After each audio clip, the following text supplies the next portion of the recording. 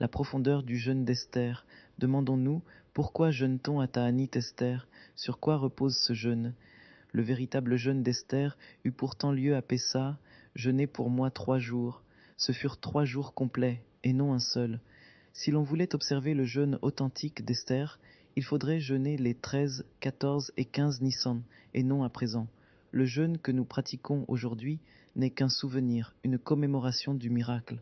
Et de plus, il existe une règle constante, on ne jeûne pas à la veille d'une fête, sauf pour les premiers-nés la veille de Pessah, afin que l'homme entre dans la fête dans la tranquillité d'esprit.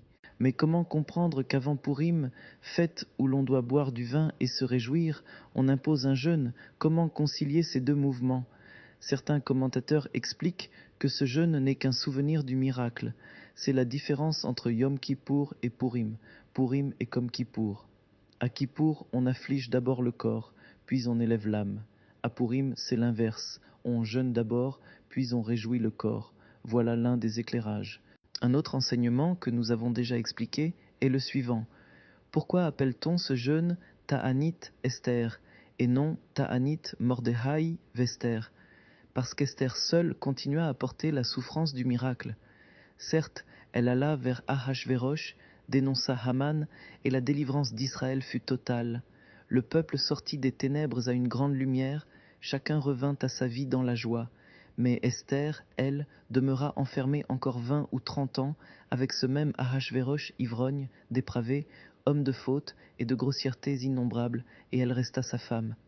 Le peuple fut délivré, Esther demeura dans son malheur. C'est pour cela que l'on jeûne, pour ces hommes et ces femmes, ces leaders, ces piliers du public qui donnent leur vie pour le bien de tous. Le peuple profite du salut, eux demeurent avec la charge, les souffrances, les difficultés. Il en fut de même pour Yosef Hatzadik. À l'âge de 40 ans, ses épreuves personnelles cessèrent. Yaakov descendit en Égypte, la famine prit fin. Mais Yosef vécut jusqu'à 110 ans. De 40 à 110 ans, 70 ans durant, il souffrit du poids de Pharaon et de la tâche immense de porter le destin d'Israël.